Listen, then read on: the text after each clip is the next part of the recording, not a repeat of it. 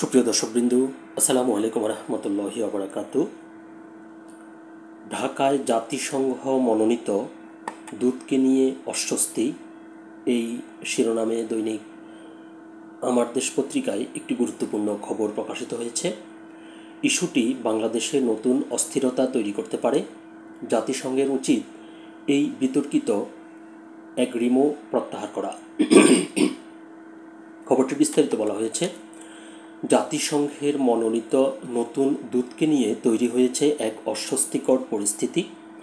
বাংলাদেশে জাতিসংঘের পরবর্তী আবাসিক সমন্বয়ক হিসেবে নিয়োগ পাওয়া কূটনীতিক একজন সমকামী। বর্তমানে পাপুয়া নিউ গিনিতে কর্মরত জাতিসংঘের আবাসিক সমন্বয়ক রিচার্ড এস হাওয়ার্ডকে বাংলাদেশে নতুন দূত হিসেবে নিয়োগ দিয়েছেন জাতিসংঘের মহাসচিব আন্তোনিও গুতেরেস। এই নিয়োগের বিষয়টি ইতোমধ্যে জাতিসংঘ সদর দপ্তর থেকে বাংলাদেশকে জানিয়ে এগ্রিমো চাওয়া হয়েছে। রিচার্ড হাওয়ার্ড তার সমকামী পার্টনারকে নিয়েই বাংলাদেশে আসতে চান বলে একাধিক কূটনৈতিক সূত্র আমার দেশকে জানিয়েছে। এই নিয়োগ নিয়ে বাংলাদেশের পররাষ্ট্র মন্ত্রণালয়ে তৈরি হয়েছে অস্বস্তি।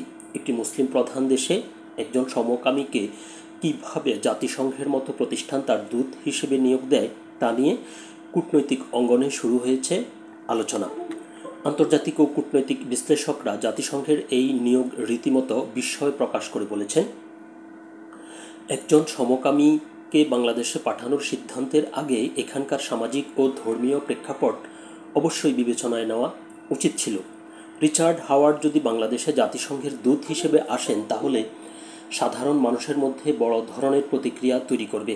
আন্তর্জাতিক বিশ্লেষক অধ্যাপক ডক্টর এম শহীদুজ্জামান এই ব্যাপারে আমার দেশকে বলেছেন, জাতিসংঘ কিভাবে এই ধরনের বিতর্কিত ব্যক্তিকে নিয়োগ দেয় তা আমার বোধগম্য নয়।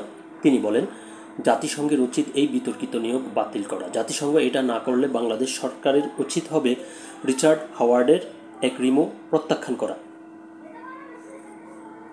জাতিসংঘের এই বিতর্কিত নিয়োগ এবং রিচার্ড হাওয়ার্ডের এগ্রিমো অনুমোদনের ব্যাপারে পররাষ্ট্র মন্ত্রণালয়ের কর্মকর্তারা আনুষ্ঠানিকভাবে কোনো মন্তব্য করতে রাজি হননি। তবে নাম প্রকাশ না করা পররাষ্ট্র মন্ত্রণালয়ের একজন সিনিয়র কূটনীতিক আমার দেশকে বলেন, বিষয়টি অত্যন্ত স্পর্শকাতর।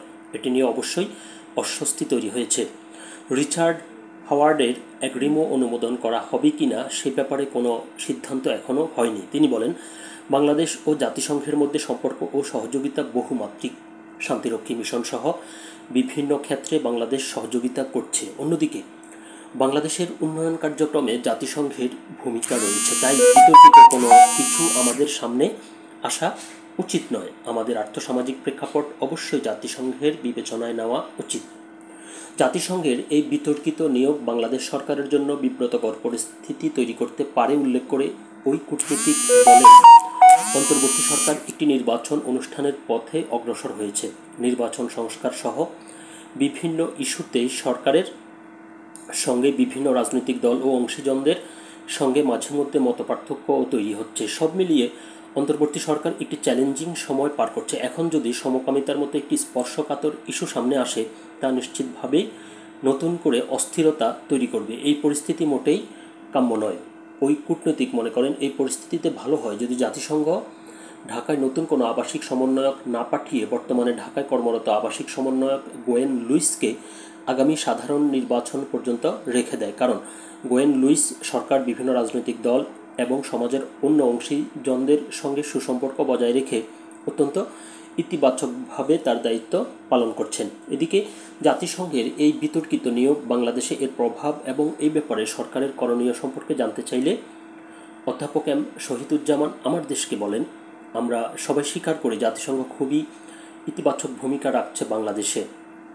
বাংলাদেশ একটি মুসলিম প্রধান দেশ। আমাদের সামাজিক রীতিনীতি এবং ধর্মীয় মূল্যবোধ সম্পর্কে জাতিসংঘ নিশ্চয় অবগত। আমি ঠিক বুঝতে পারছি না জাতিসংঘ ঠিক কীভাবে একজন সমকামীকে এখানে তাদের দূত হিসেবে নিয়োগ দিল। তিনি বলেন, একজন সমকামী হিসেবে রিচার্ড হাওয়ার্ড তো বাংলাদেশে এলজিবিটি প্রমোট করার চেষ্টা করবেন। এটা তো আমাদের জন্য অত্যন্ত স্পর্শকাতর ইস্যু। আমাদের সামাজিক রীতিনীতি এবং ধর্মীয় মূল্যবোধের চরম পরিপন্থী। বাংলাদেশে এই বিতর্কিত নিয়োগ নিশ্চিতভাবে অস্থিরতা তৈরি করবে আর চ্যালেঞ্জের মুখে পড়বে সরকার। একবার ভেবে দেখুন, এটাকে ইস্যু করে যদি ইসলামী দলগুলো রাস্তায় নামে তাহলে কি পরিস্থিতি তৈরি হবে। অধ্যাপক শহীদুজ্জামান জাতিসংঘের উদ্দেশ্যে বলেন, জাতিসংঘের উচিত অবিলম্বে এই অ্যাগ্রিমো প্রত্যাহার করে নেওয়া, আর জাতিসংঘ যদি অ্যাগ্রিমো প্রত্যাহার না করে তাহলে বাংলাদেশ সরকারের উচিত হবে এই অ্যাগ্রিমো প্রত্যাখ্যান করা, জাতিসংঘকে সাফ জানিয়ে দেওয়া আমরা কোনো সমকামীকে গ্রহণ করব না। উল্লেখ্য, রিচার্ড এস হাওয়ার্ড জুনিয়র একজন ফুলব্রাইট স্কলার এবং তিনি পিএইচডি ডিগ্রিধারী। তার গবেষণার অন্যতম মূল বিষয় লিঙ্গ সমতা। 30 বছরের বেশি কাজের অভিজ্ঞতা সম্পন্ন এই সমকামী কূটনীতিক 2022 সালের 7 ডিসেম্বর থেকে পাপুয়া নিউ গিনিতে জাতিসংঘের আবাসিক সমন্বয়ক হিসেবে দায়িত্ব পালন করছেন। এর আগে তিনি নেপালে ILOর কান্ট্রি ডিরেক্টর, থাইল্যান্ডে ILOর সিনিয়র আবাসিক বিশেষজ্ঞ, চীনে অভ্যন্তরীণ অভিবাসনের স্বাস্থ্য বিভাগে প্রধান কারিগরি উপদেষ্টা হিসেবে দায়িত্ব পালন করেছেন। মূল প্রতিবেদনটি এ পর্যন্তই ছিল। তো যেটি বলতে হয় এটি তো অবশ্যই ঠিক যে জাতিসংঘের উচিত বিষয়টি পুনর্বিবেচনা করা, যেহেতু ধর্মীয় মূল্যবোধ এবং বাংলাদেশের মানুষের যে চিন্তা ভাবনা, যে মন মানসিকতা, এটি সম্পূর্ণ সমকামিতার বিপরীত এবং সমকামিতা এখানে একটি স্পর্শকাতর ইস্যু। এদেশের সিংহভাগ মানুষ এটিকে অপছন্দ করে। এজন্য জাতিসংঘের উচিত বিষয়টি নতুন করে পুনর্বিবেচনা করার। তো সকালে ভালো থাকবেন, সুস্থ থাকবেন, আল্লাহ হাফেজ।